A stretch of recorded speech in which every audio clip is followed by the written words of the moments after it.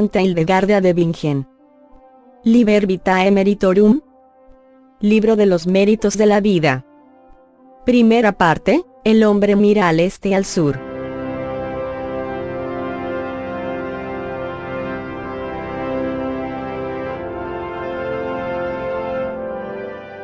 La séptima imagen. La séptima imagen parecía un hombre desde la cabeza hasta los lomos, salvo que sus manos parecían de mono. De lomos para abajo parecía una cabra. Pero sus pies estaban tan escondidos en las tinieblas antes mencionadas que no podía verlos completamente. No llevaba puesta ninguna ropa y estaba completamente desnuda. Y dijo: 13. Palabras de la alegría necia. Tengo una vida dulce y hermosa. ¿Por qué debería abstenerme de ella? Dios me dio esta vida. ¿Por qué motivo no voy a dar placer a mi carne? Del mismo modo que el cobre es primero muy duro y tiene color negruzco, pero luego brilla como el oro, si hay alguna suciedad en mi carne, yo no soy culpable. Hay muchas personas que viven sencillamente en la ceguera y no saben lo que hacen, pero conozco esta vida y quiero vivirla plenamente. 14. Respuesta del deseo de Dios. Y otra vez oí desde la nube tempestuosa una voz que contestaba a esta imagen y decía: tú, ser desnudo, ¿por qué no te ruborizas, ya que consideras como vida real el ciego y mudo vegetar en la oscuridad de la noche? Con tus acciones violas la justicia y la verdad. No vives una vida racional. Yo sin embargo llevo una vida mundana tan seca y árida como el heno, porque mi anhelo apunta a otras cosas que nunca me faltarán. Conservo en mí la armonía divina y la alegría angélica y espiritual y no me harto de ellas porque con ellas hice alianza y de ellas nunca me separaré. Y vi que el hombre antes mencionado tenía agarrada por la empuñadura una espada desenvainada que tenía 3 filos, comenzó a balancearla de un lado a otro, para herir, y dijo: 15. Palabras de la espada. La espada dijo: tengo el mayor celo contra el norte y contra todos sus habitantes. ¿Quién puede superarme y abatirme? Nadie. Porque no estoy formado de materia. El hombre y la mujer no me han procurado la existencia, pero juzgo sobre todas las obras concebidas. Dios formó al hombre del barro de la tierra, y cuando completó todos sus trabajos vio al hombre como quien mira un espejo. 16. Los infieles no son conocidos y las obras de Dios permanecen vigentes. Entonces oí que una voz del cielo decía: ¿quién es capaz de enumerar las obras de Dios? ¿Y cuántos seres viven en el reino de Dios? ¿Quiénes son, y de qué clase son? ¿Cuántos hablan entre sí y extienden la oscuridad del cisma, de modo que buscan a su Dios en el norte y le veneran, de tal manera que, según sus propias y perversas voluntades, escudriñan y destrozan las cosas honestas creadas por Dios? Ellos reconocen lo que tienen en sus corazones diciendo: esta vida es buena, aquella vida es mala. Creen que saben más que Dios, pero no saben lo que hacen. Los trabajos que Dios realiza en el hombre permanecen durante la vida eterna, según muestran las palabras de Ezequiel cuando escribe sobre las 4 criaturas. 74. La alegría necia, su comportamiento y su sentido. La séptima imagen significa la alegría necia. Sigue a la cólera porque es como la venganza y el alivio. Cuando el hombre muestra alegría después de un acceso de cólera, humilla a sus mismos enemigos que viéndole alegrarse sufren aún más gravemente la ofensa que les han hecho. La séptima imagen parece un hombre de la cabeza hasta los lomos, salvo que sus manos parecen de mono. Esto significa que los hombres dirigen el conocimiento de lo bueno, que deberían aplicar a aspirar a las cosas celestes, a los deseos de la carne, que están llenos de diversos tipos de vanidad. Así sobrepasan la medida de un santo género de vida y de las santas reglas, y con su necedad estropean todas sus obras. En efecto, en su inmoralidad depravada realizan, como las bestias, acciones que no corresponden al hombre. De lomos para abajo parece una cabra, porque los hombres de este tipo olvidan que son hombres, menosprecian como bestias la facultad de la razón, en su inestabilidad saltan por lo que está conforme a razón, y no tratan de tener, como convendría si fueran razonables, ni sentido del discernimiento ni honesta mesura. Por lo cual, hunde los pies en las tinieblas hasta que no se pueden ver completamente. Significa que todos sus caminos implican diversas vanidades y no contemplan la justicia, ya que cuando cubren de oscuridad sus acciones perversas, no están abiertos a la honestidad del fiel, sino que han suprimido completamente de su memoria todo lo referente a la santidad. No lleva puesta ninguna ropa y está completamente desnudo, porque cuando el hombre no está rodeado de alegría espiritual, está desnudo en la presencia de Dios, porque está inestable y no dirige ningún suspiro de deseo a las cosas del cielo.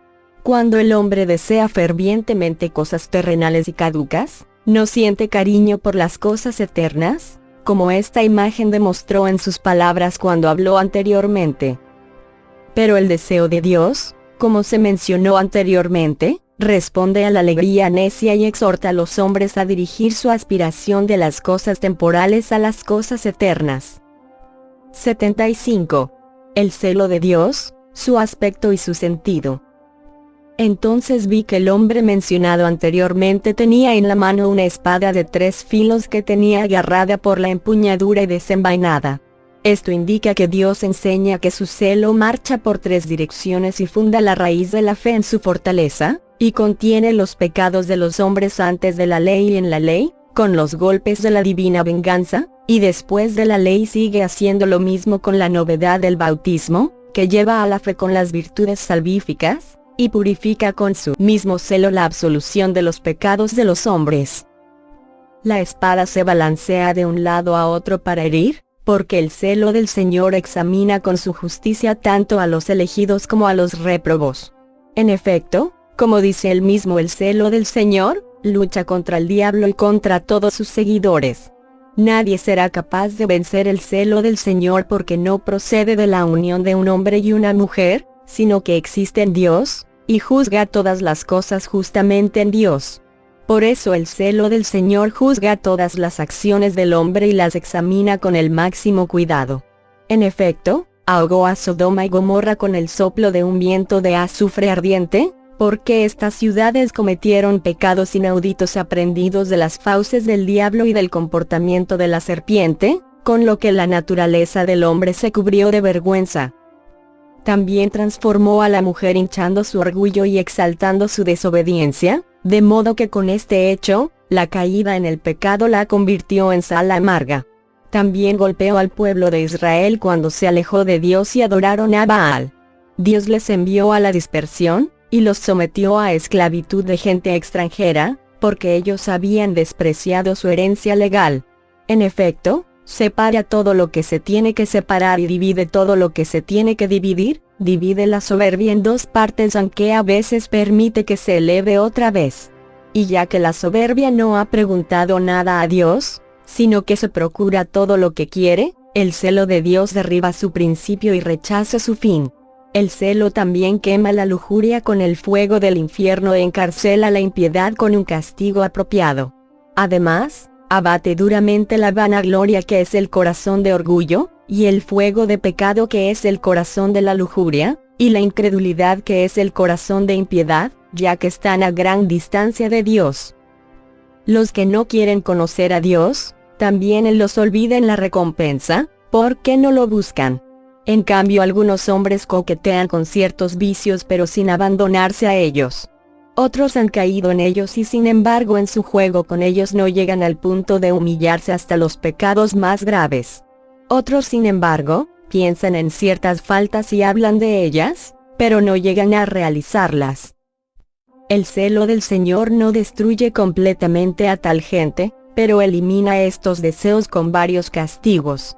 El que desee la vida, coja estas palabras del celo del Señor, y colóquelas en el aposento más íntimo de su corazón.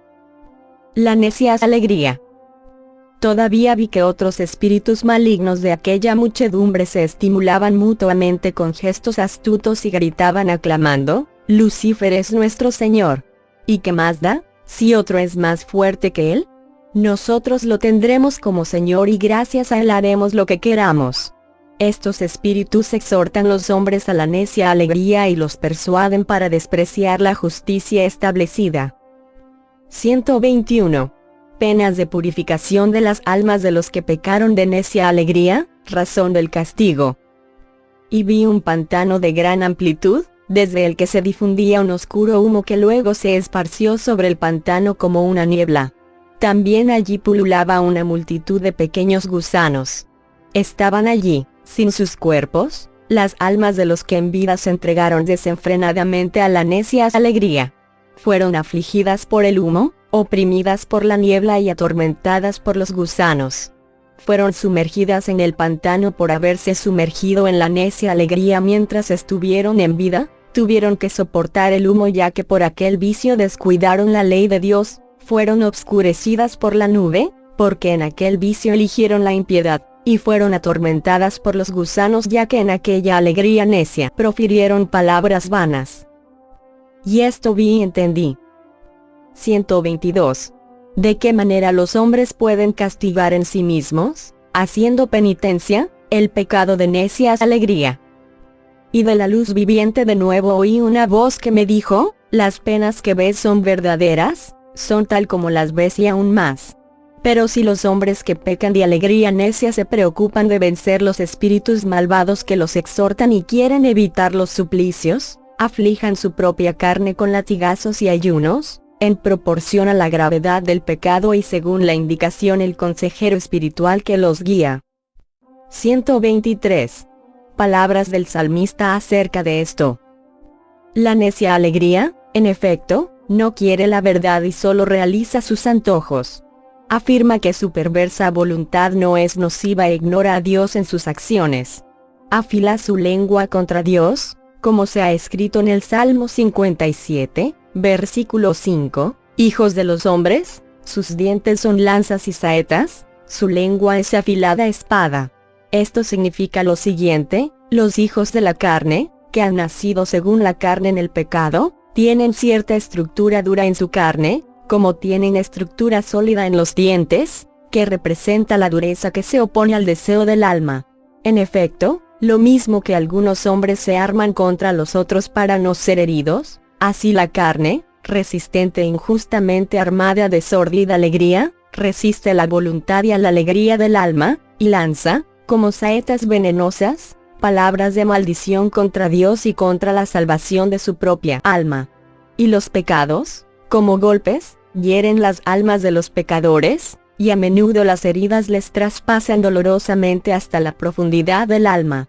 En efecto, su razón la dirigen al mal, la afilan como una espada con impías palabras, y bromeando y ostentando cierta elegancia, como en un juego gracias al cual se muestran distinguidos, atraen de este modo a muchos hacia sí, y entonces los seducen y hieren sus almas.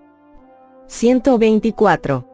Cuando las almas de los que hacen penitencia en este mundo no se purifican plenamente, separadas de sus cuerpos, se examinan de las penas que han merecido.